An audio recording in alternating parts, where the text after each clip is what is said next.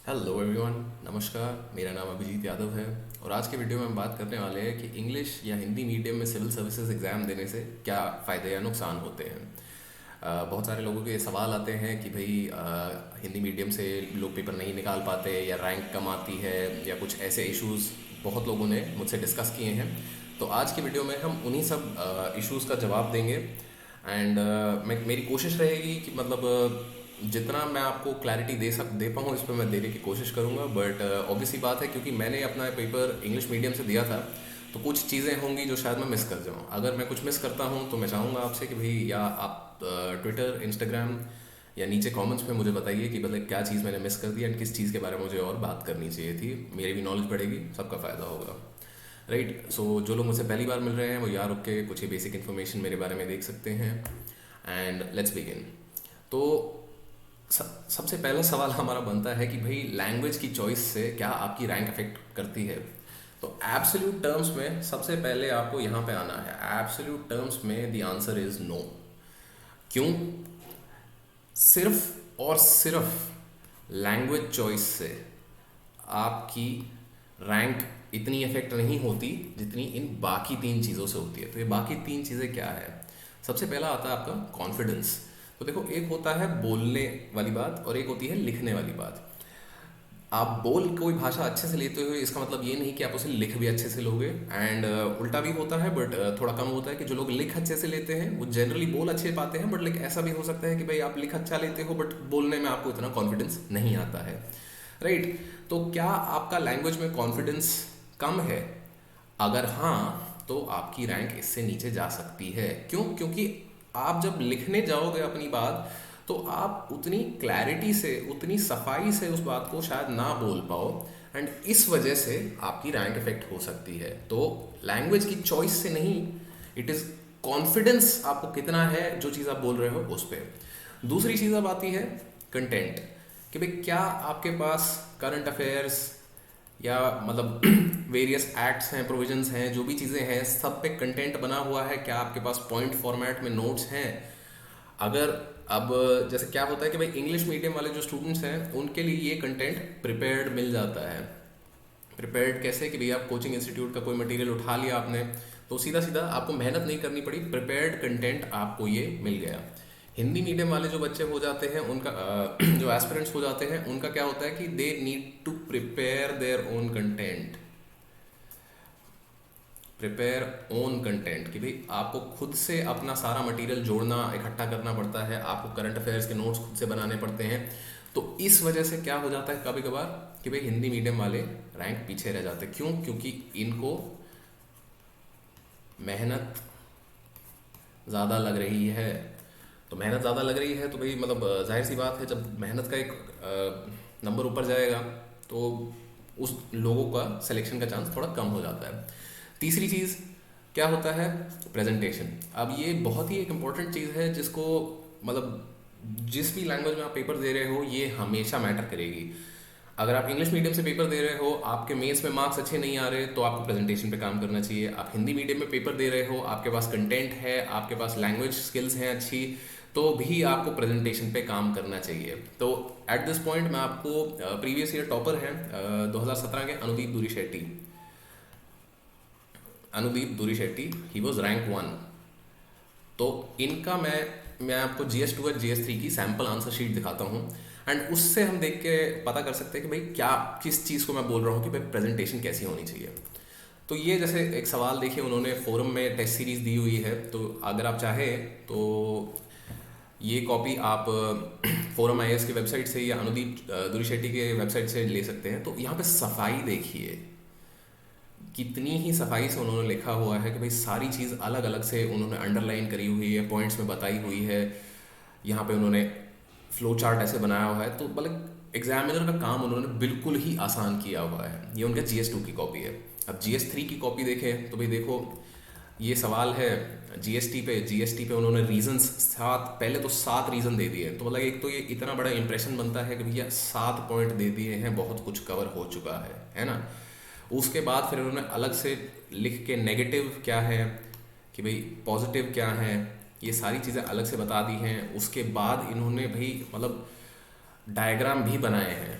तो आप समझ रहे हो कि मतलब ये इस चीज़ की बात हो रही है जब हम बोल रहे हैं कि प्रेजेंटेशन आपकी अच्छी होनी चाहिए। तो अगर आपकी प्रेजेंटेशन अच्छी है, आपके पास कंटेंट है, आप लैंग्वेज में कॉन्फिडेंट हो, तो लैंग्वेज की चॉइस आपकी रैंक को अफेक्ट नहीं कर सकती। ये तीन चीज़ें आपकी रैंक को अफेक्ट करेंगी, चाहे आप इंग्लिश में लिखो पेपर या फिर हिंदी में। अगर ये तीन चीज़ें आपके पास नहीं हैं तो आपकी रैंक अफेक्ट होगी।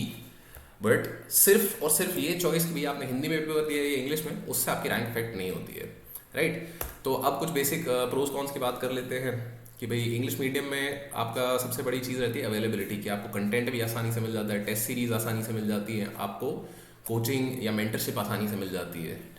सिमिलरली एक्सेसिबिलिटी, कि भैया ये इंग्लिश का कंटेंट आपको यूट्यूब पे भी मिल जाएगा, ऑनलाइन वैसे भी मतलब काफ़ी फ्री मिल जाएगा। मतलब अवेलेबिलिटी एंड एक्सेसिबिलिटी आपकी बहुत अच्छी रहती है। एंड क्योंकि इंग्लिश मीडियम में कंपटीशन इतना ज़्यादा है कोचिंग से बीच में, तो भाई जनरली प्राइस भी इसका कंपेटिटिव ही रहता है। तो ये वाली चीज़ें आपको थोड़ी ध्यान रखनी है, राइट। अब इंग्लिश मीडियम में नुकसान क्या होते हैं? सबसे पहली चीज़ हो जाती है कि भाई आपको अगर हिंदी मीडियम या आपका हिंदी नेटिव लैंग्वेज से आप चल रहे हो, मदर टंग आपकी हिंदी है, तो भाई समझने में दिक्कत होती है। पहले तो क्या पड़ जाता है कि भाई आपको लैंग्वेज इंप्रूवमेंट ही एक अलग टास्क हो जाता है कि भाई सिलेबस तो कवर करना ही है, लैंग्वेज भी इंप्रूव करना एक टास्क हो गया है। एंड देन फाइनली क्या कितने कंफर्टेबल हो आप उस लैंग्वेज में, क्योंकि ये चीज़ हमने सबसे पहले देखी थी कि भाई अगर आप किसी भाषा में कंफर्टेबल होते हो तो आपको उस भाषा में चीज़ें समझाना आसान रहता है। एंड इवेंचुअली मेंस का पेपर क्या है? मेंस का paper is just you trying to explain to the examiner कि भाई हाँ, हमें जो चीज़ के बाद पूछा गया है हमें समझ आती है, क्या चल रहा है, कैसे हो रहा है, क्यों हो रहा है ना। तो कंफर्ट किसी भी भाषा में होना ज़रूरी होता है। तो ये इंग्लिश मीडियम की कुछ दिक्कतें हो गई कि भाई लैंग्वेज इंप्रूवमेंट एक अलग टास्क बन जाता है अपने में, और कंफर्ट डेवलप करने में शायद आपको थोड़ा टाइम लग सकता है। वहीं हिंदी मीडियम के फ़ायदे अगर देखें तो भाई समझने में तो आसान है ही है कि भाई मतलब भाषा आपकी हो गई, आपको दूसरी लैंग्वेज में ट्रांसलेट करके दिमाग में अपने आप को नहीं समझाना पड़ रहा, आपको बार बार वर्ड मीनिंग्स नहीं देखने पड़ रहे। ऑब्वियसली बात है कुछ टेक्निकल टर्म्स, जो तकनीकी टर्म यहाँ पे भी होंगे वो आपको देखने पड़ेंगे, बट वो एक दो बार की बात है। इंग्लिश में जैसा क्या होगा कि भाई कोई भी नया टर्म आएगा, आप पहले डिक्शनरी पे भागोगे तो ब्रेक हो जाता है काफ़ी।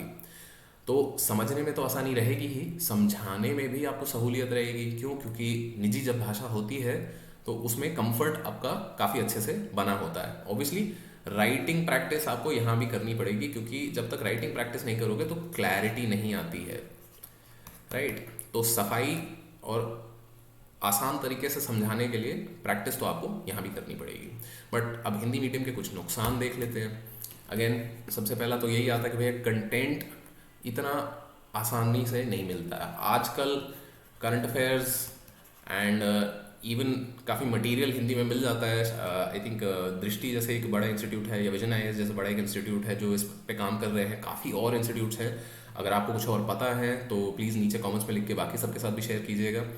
तो कंटेंट पहले इतना आसानी से नहीं मिलता था, बट अभी पैंडेमिक के बाद से ये चीज़ थोड़ी आसान हो गई है।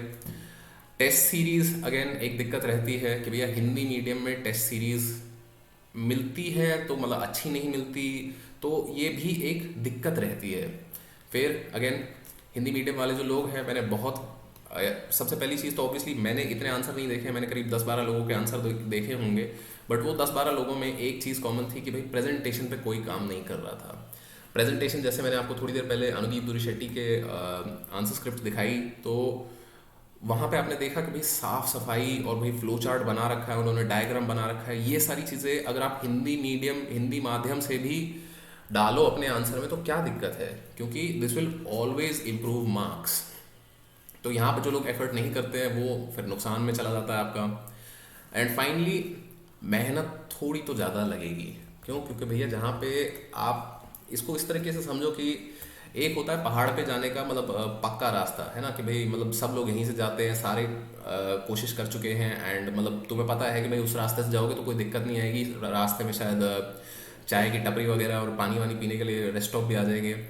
बट अगर आप एक अलग रास्ता, अपना रास्ता चुनने की कोशिश करोगे तो मेहनत उधर थोड़ी सी जाहिर सी बात है ज़्यादा लगेगी, उधर शायद रास्ते में कोई पानी की टपरी ना आए।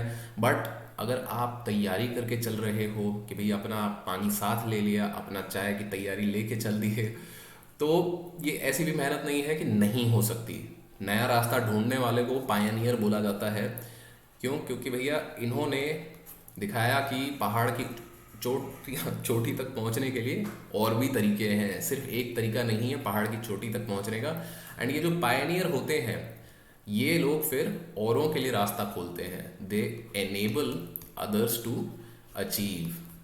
तो पायनियर बनने के लिए जाहिर सी बात है मेहनत थोड़ी सी ज़्यादा लगती है।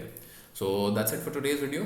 अगर आपको लगा कि मैंने कुछ पॉइंट मिस कर दिया है या कुछ और पॉइंट जिसके बारे में मुझे बात करनी चाहिए, तो प्लीज़ मुझे नीचे कमेंट्स में या ट्विटर या इंस्टाग्राम पे मैसेज करके मुझे बता सकते हैं। एंड अगर आपको ये वीडियो पसंद आई तो please like share subscribe and thank you for watching.